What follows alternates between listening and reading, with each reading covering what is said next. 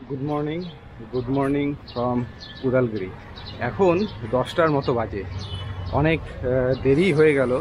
তার কারণ কালকে কাবেরীর শরীরটা একটু খারাপ হয়ে যায় এবং আজকে সকাল থেকে সেটা খুব বেড়ে যায়। তা যাই হোক, বিভিন্ন ওষুধ টষুধ খাওয়ার পরে তারপরে এখন একটু শরীরটা ভালো লাগছে, সেই জন্য আমাদের বের হতে হতে একটু দেরি হয়ে গেল। আর এই যে আমাদের বাইক একদম রেডি হয়ে গেছে, পুরো লোড হয়ে গেছে। আর কাবেরী এখন উপর থেকে জাস্ট নামলেই আমরা এখান থেকে রওনা দিয়ে দেব। আর এটা হলো সকালের উদালগুড়ি, কর্মব্যস্ত।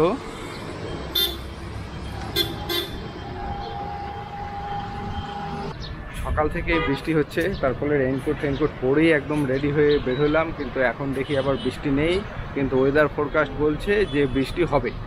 তা সেই জন্যই একবারে রেইনকোট পরেই বের হলাম। ওই রাস্তার মধ্যে রেইনকোট পরাটা খুব বিরক্তিকর হয়ে যায়, সেই জন্য একটু গরম লাগলেও আগের থেকেই আমরা রেইনকোটটা পরেই বের হয়ে গেলাম। তাহলে এরপর একবারে মোটর ব্লগিংয়ে দেখা হচ্ছে।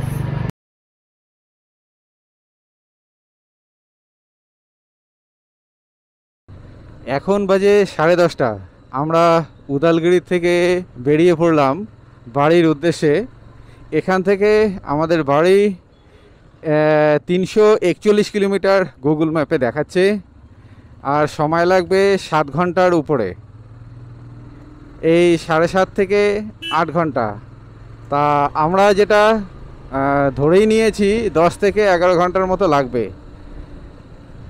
তার মানে আমাদের বাড়ি পৌঁছতে হয়তো রাত 8টা থেকে 9টা হয়তো বেজে যাবে। উদালগুড়ি থেকে আমরা বেরিয়ে পড়লাম, মানে মূল শহরটার বাইরে চলে আসলাম। এই রাস্তা দিয়ে এখন আমাদের প্রায় 16 কিলোমিটার যেতে হবে, সম্ভবত মঙ্গলদৈ পর্যন্ত। আর এই রাস্তাটা বেশ সুন্দর। এই প্রথমের দিকে দুই সাইডে সেই খোলা সমতল ভূমি বা ধান ক্ষেত,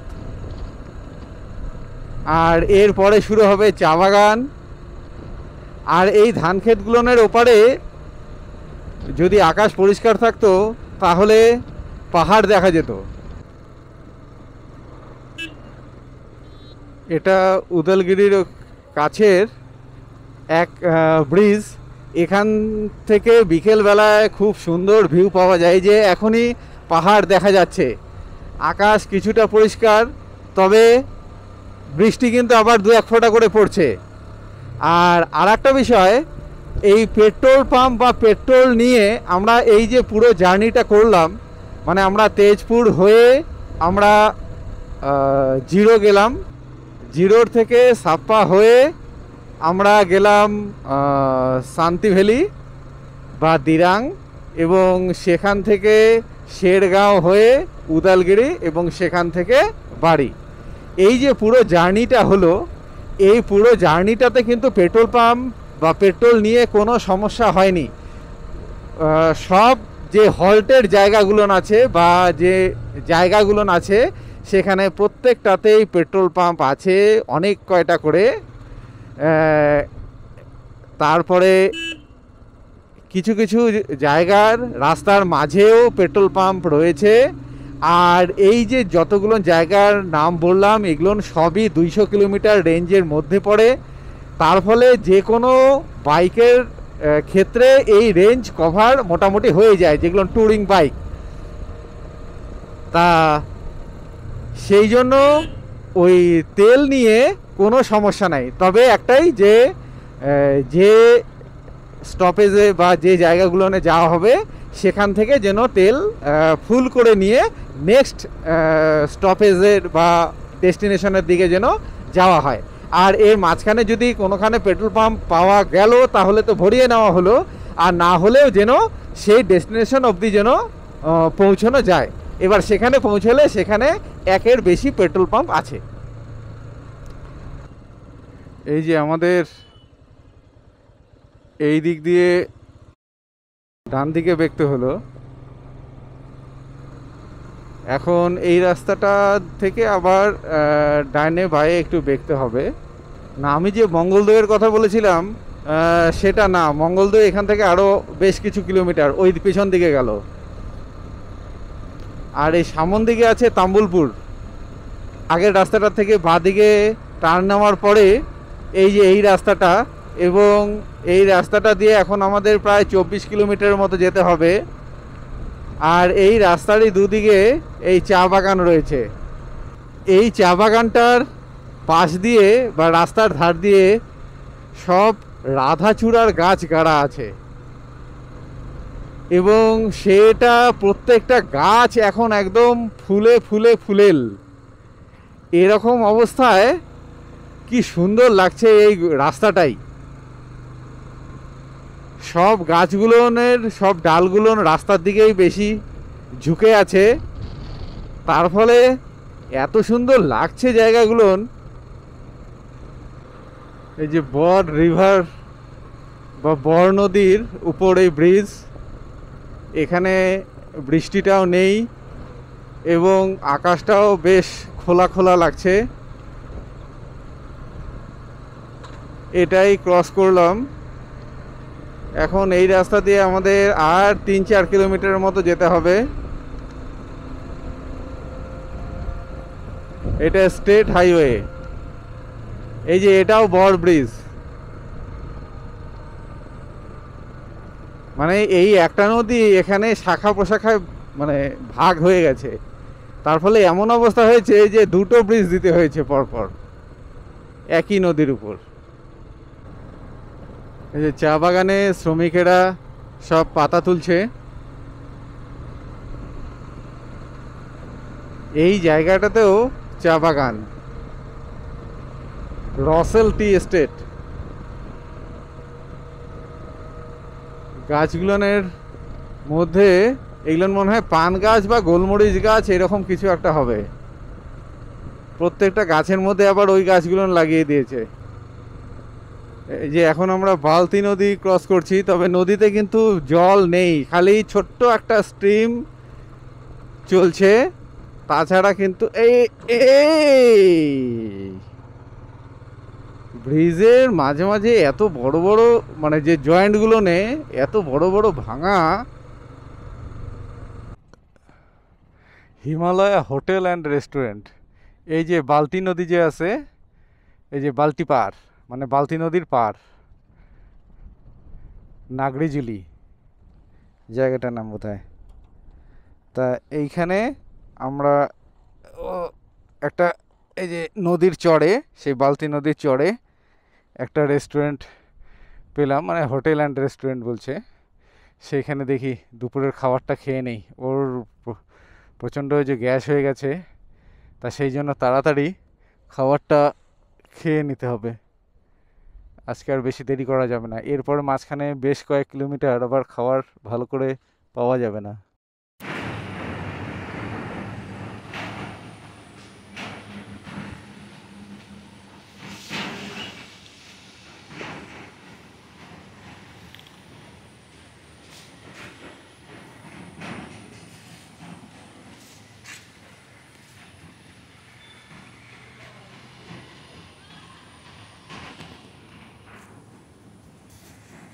রেস্টুরেন্টের লোকেশনটা খুব সুন্দর।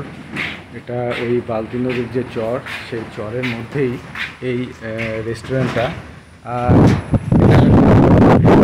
রেস্টুরেন্টগুলো যেরকম হয় একটু অন্যরকমের, একটু আর্টিস্টিকভাবে সেরকমই। আর আজকে এখন এখানে প্রচণ্ড হাওয়া বইছে, প্রচণ্ড হাওয়া বইছে। এই যে তারচরগুলো এগুলো যেভাবে উঠছে। আমাদের ভেজ থালি, এখানে করলা ভাজা আছে, এখানে বেগুন ভাজা আছে, এখানে আলুর সিদ্ধ, এখানে ডাল, এখানে একটা সবজি, এখানে আলু মটর ভাজা, ঢেঁড়স ভাজা, ভাত আর পাঁপড়। হ্যাঁ, আর এখানে স্যালাড আর আচ্ছা। আর এই যে জানলা দিয়ে ওই যে বাইরের ভিউটা। যে কাবরি ওখানে গিয়ে হাত ধুয়ে নিচ্ছে। ঠিক আছে, এখন আমরা খেয়ে নিই। ওই রেস্টুরেন্টটার থেকে খাওয়া দাওয়া করে আমরা বেরিয়ে পড়লাম। ভালোই ছিল খাওয়া দাওয়া, সিম্পল সব কিছুই, কিন্তু সেগুলো বেশ ভালো, লাইট করে বানানো এবং সব কিছুই ফ্রেশ মনে হলো এবং খেয়েও ভালো লাগলো, সময়টাও খুব ভালো ছিল। এখন টানা বেশ কিছুটা সময় এখন আমরা চালাতে পারবো। আমাদের জার্নির এখনও অনেকটাই বাকি আছে, অনেকটাই বাকি আছে।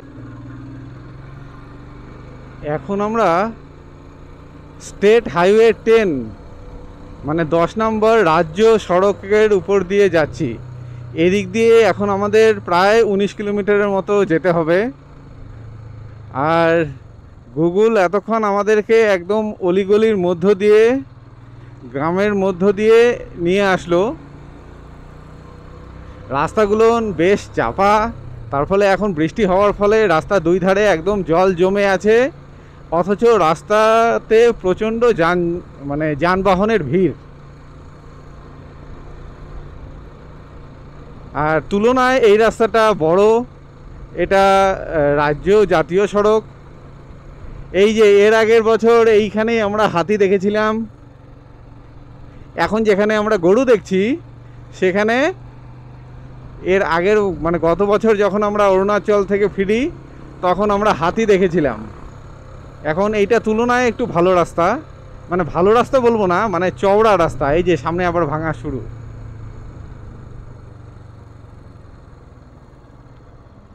এই যে এইরকমই চলতে থাকবে এই রাস্তাটা। এই যে ওই রাস্তাটা দিয়ে আসছি, এই রাস্তাটা প্রায় তখন দেখালো 11 কিলোমিটার, যদিও এখন আমরা অনেক দূর চলে আসছি, এখন 6-6.5 কিলোমিটার বাকি আছে। এই পুরো রাস্তাটায় এইরকম আবার নতুন করে তৈরি হচ্ছে, তার ফলে এই পুরনো রাস্তাটাকে তুলে দিয়ে এই যে নতুন যে বেড মেটাল বা পাথর সেটা বেছানো হয়েছে।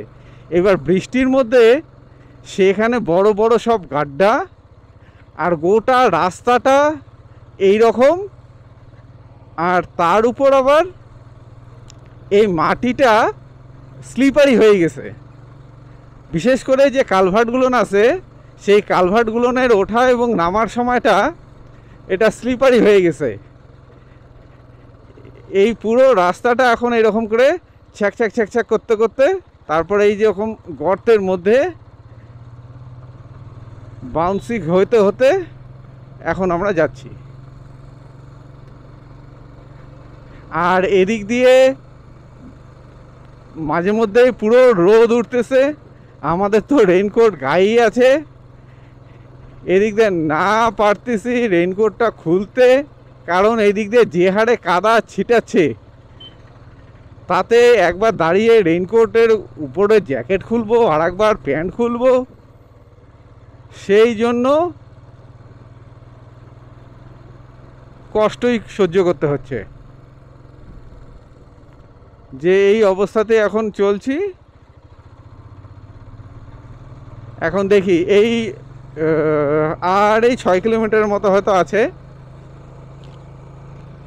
এই 6 কিলোমিটার গেলে ন্যাশনাল হাইওয়ে 27 নম্বর ন্যাশনাল হাইওয়েটা পাওয়া যাবে। এই যে 27 নম্বর ন্যাশনাল হাইওয়েটা পাওয়া যাবে। আর সেটাতে যখন উঠবো তখন এগুলো সব খুলবো। মনে হচ্ছে এখন দুপুরটুকু আর বৃষ্টি হবে না, সেই জন্য এগুলো আর পরে লাভ নেই এখন আর। এই যে এখন আমরা এই যে 27 নম্বর ন্যাশনাল হাইওয়েতে এসে উঠলাম। এই রাস্তা দিয়েই এখন আমাদের চলতে থাকবো, এটাই এখন আমাদের চলবে। একদম বেশ কিছু দূর যাওয়ার পর তারপর ডান দিকে আবার আর একটা ন্যাশনাল হাইওয়ে ধরে সেটা দিয়ে আমাদের এগিয়ে যেতে হবে। এই যে এই হাইওয়ের উপর এই পেট্রোল পাম্পটা, এখান থেকে তেল ঢুকিয়ে নিলাম 750 টাকার, একটু জল টল খেয়ে নিলাম, একটু রেস্ট নিয়ে নিলাম, নিয়ে এখন আবার রওনা দেব। আমরা এখনও অর্ধেক রাস্তায় আসিনি, এখনও কেবল হয়তো 150 বা 140 কিলোমিটারের মতো আসছি। এখনও অনেক দূর রাস্তা বাকি আছে, এখনও 200 কিলোমিটার রাস্তা বাকি আছে। তা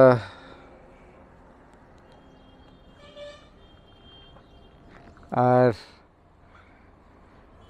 এরপর রৌদ্র উঠে গেল, তা সেই জন্য ওই রেনকোট সমস্ত কিছু খুলে রাখলাম। আর রাখা যাচ্ছিল না গায়ের মধ্যে, কারণ ওগুলো গায়ে রাখলে গা একদম ঘেমে এই রাইডিং জ্যাকেট পর্যন্ত ভিজে গেছে, এত ঘাম হয়েছে।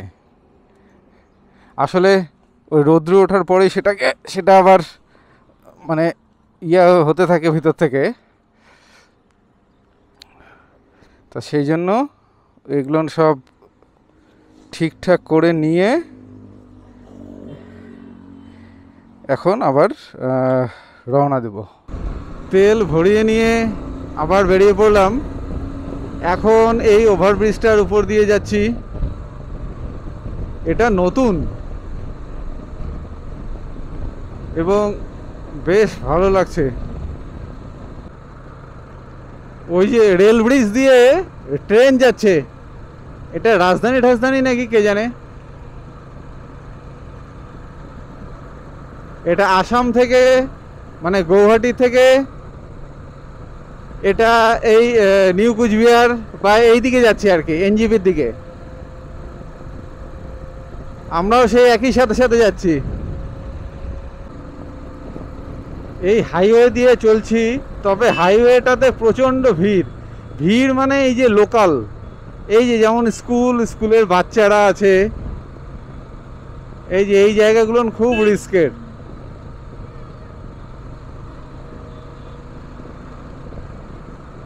তারপরে বাইক, তারপর টোটো, অটো, তারপরে গরু ঠরু তো আছেই, তারপরে লোকাল লোক উল্টো দিক দিয়ে যাওয়া তো আছেই।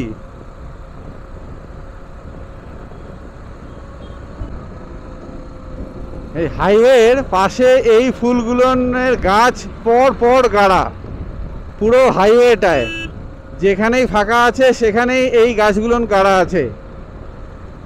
আর মাঝখানে আবার কতগুলো গাছ আছে, মানে সে ফুলেরই গাছ। এই দুটো যখন ফোটে, মানে দুপাশে যখন এই ফুল ফোটা অবস্থায় এটা দেখা যায় না, তখন খুব সুন্দর লাগে। মনে হচ্ছে হাইওয়ে দিয়ে যাচ্ছি, কিন্তু মনে হচ্ছে যে একটা পার্কের মধ্য দিয়ে যাচ্ছি। এখানে আবার সে পাহাড় দেখা যাচ্ছে, একেবারে শুরুর দিকের যে স্যাম্পল কপি দেয় না, সেই স্যাম্পল কপি যখন আমরা যাই তখনও যেমন দিয়েছিল, আবার যখন এই যে এখন আমরা ফিরে যাচ্ছি এখনও সে সেই স্যাম্পল কপি দিচ্ছে, যে শেষবারের মতো একটা টাচ দিয়ে যাচ্ছে।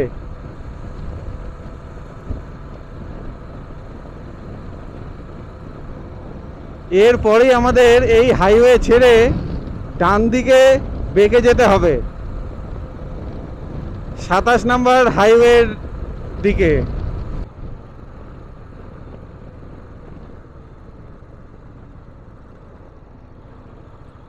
এই ডান দিকের রাস্তাটা দিয়ে আমাদের বেঁকতে হবে। এই যে হ্যাঁ, এখন আমরা এই হাইওয়েতে এসে উঠলাম। এখন আজকের বাকি দিনের জার্নি এই হাইওয়ে ধরেই হবে।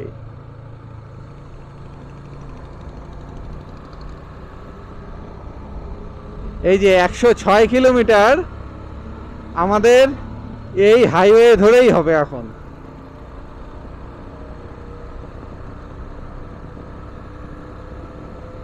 আর একদম 106 কিলোমিটার পরে আমাদের বাঁ দিকে বেঁকে আবার সেই গ্রামের মধ্য দিয়ে বেঁকে যেতে হবে।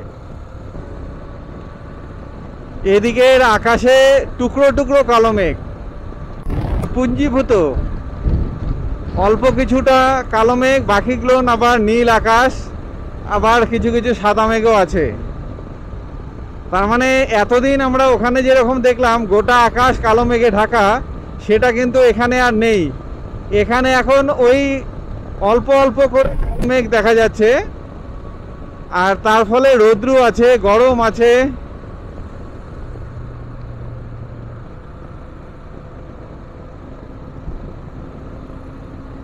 আর মাঝে মধ্যে সেই মেঘে যখন সূর্য ঢাকা পড়ে তখন আবার একটু ছায়াও পাওয়া যায়। তাই এই সব কিছু নিয়েই এখন এই রোড ধরে আমরা চলবো।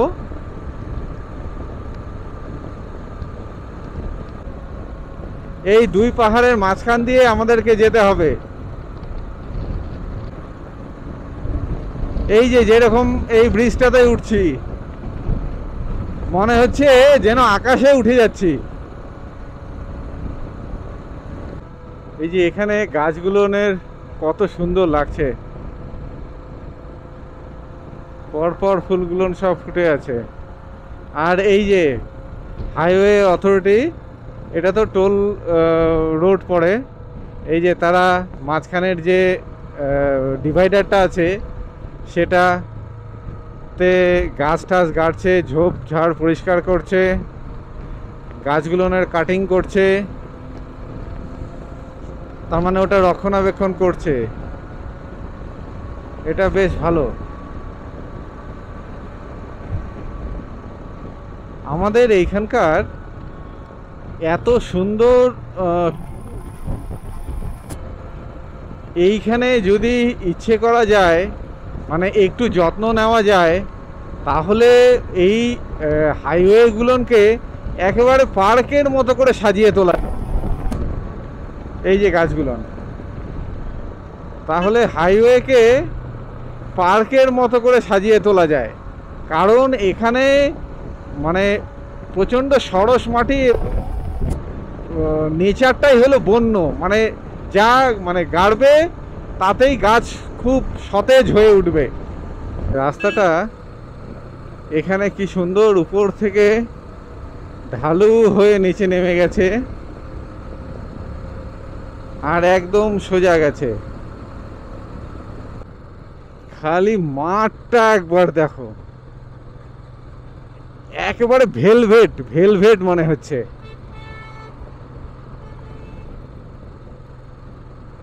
মনে হচ্ছে একদম ভেলভেট পাতা। সব কচি ধান বনায় লাগানো হয়েছে।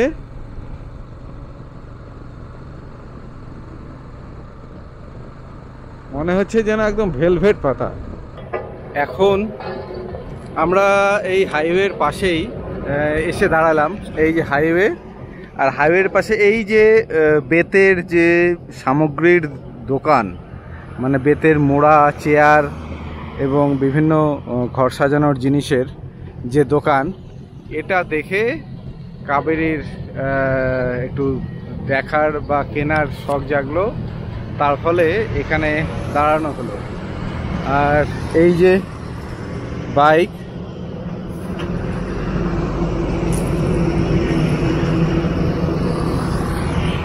আমরা এখন মোটামুটি এই 80 কিলোমিটারের মতো দূরে আছি, হয়তো 80 কিলোমিটারও না, ওই 80 কিলোমিটারের মতো দূরে আছি। তার ফলে এই 1.5 ঘন্টার মতো হয়তো সময় লাগবে এখনও এখান থেকে। আর মোটামুটি চলেই আসছি। এখন আর 20 কিলোমিটারের মতো হাইওয়ে দিয়ে আমরা যাব, তারপরেই আমাদের হাইওয়েটা ছেড়ে সাইডের রাস্তা ধরতে হবে, বাঁদিকের রাস্তা ধরতে হবে, এবং তারপর পুরোটাই গ্রামের মধ্য দিয়ে, তারপর এর পরের হাইওয়েটা, তুফানগঞ্জের হাইওয়েটা ক্রস করে আবার তারপর গ্রামের মধ্য দিয়েই আমরা আস্তে আস্তে চলে যাব।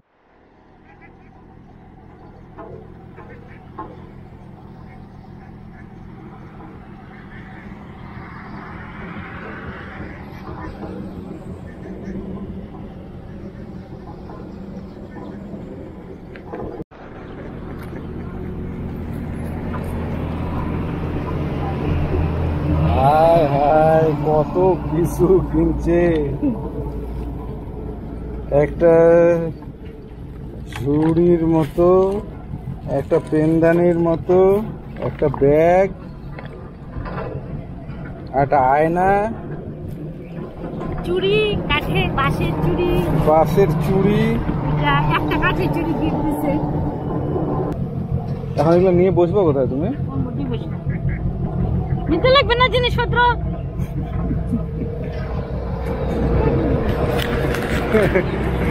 এখন এই ঘরে ঢোকার আগে এখানে এতগুলো জিনিস এগুলো কেনা হলো, এগুলা নিয়ে যে ও বসবে কোথায়, দুই পাশে দুইটাকে এইভাবে নিয়ে ওকে বসতে লাগবে।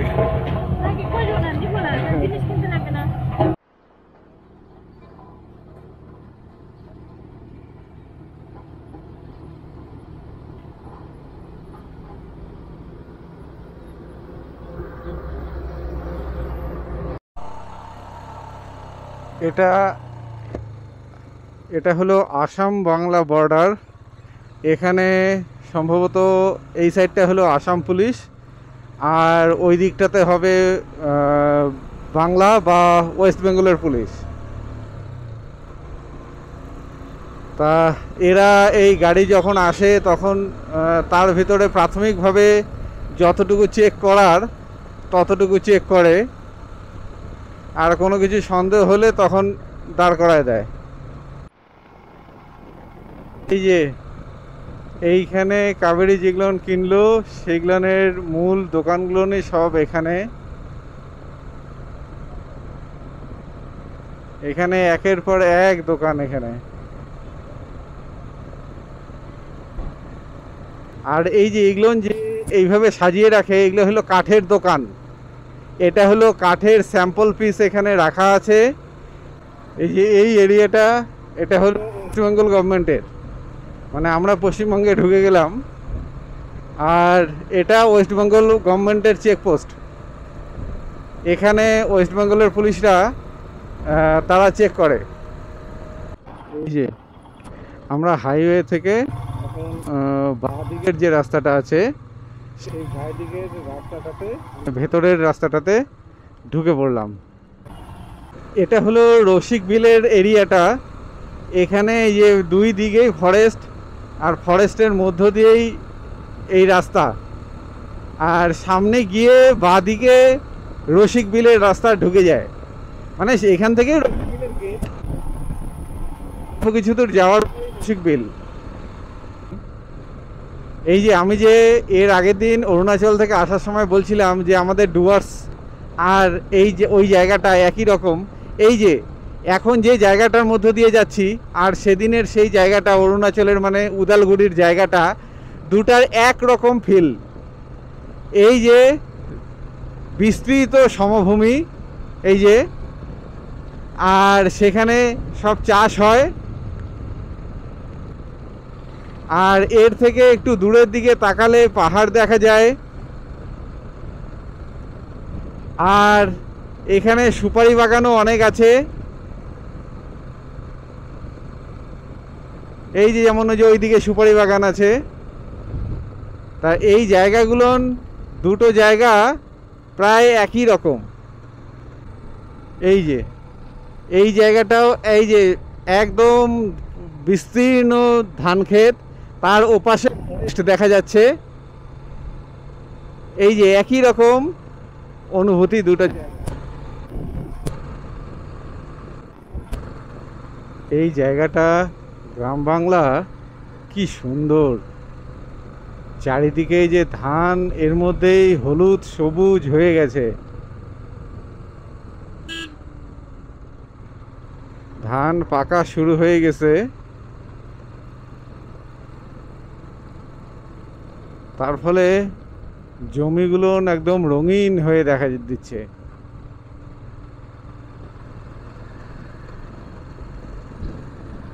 এই যে জমিগুলো একদম রঙিন, এই যে হলুদ সবুজ, কি দারুণ। রসিক বিলের রাস্তাটা থেকে এখন আমরা এই 17 নম্বর জাতীয় সড়কে উঠে আসলাম। 17 নম্বর জাতীয় সড়কে এসে এখন আমরা এদিকে যাচ্ছি আর কি, এসে ডান দিকে টার্ন নিলাম। এই যে কালজানি নদীর উপর ভাওয়াইয়া সেতু, আর সেই সেতুর উপর দিয়ে এখন আমরা যাচ্ছি। এর এই বাঁদিকে কিছু দূর যাওয়ার পরেই এই নদী বাংলাদেশে ঢুকে যায়। আর এই যে ডান দিকে, এই যে ডান দিকে এই উজানে 2 কিলোমিটারও হবে না, হয়তো 1-1.5 কিলোমিটার গেলে এইখানে তিস্তা নদী এসে যুক্ত হয় এই কালজানি নদীর সাথে। তাই এটা কিন্তু এই জায়গাটা একটা খুব গুরুত্বপূর্ণ জায়গা। এখন বাজে 7:22 এবং আমরা দিনহাটায় পৌঁছে গেছি। বলতে গেলে আমরা আমাদের বাড়িতেই পৌঁছে গেছি। আর এর মাধ্যমেই আমাদের অরুণাচল 2.0 সিরিজের লাস্ট এপিসোডের সমাপ্তি হলো। দেখা হবে নেক্সট ব্লগে। ততক্ষণের জন্য টাটা।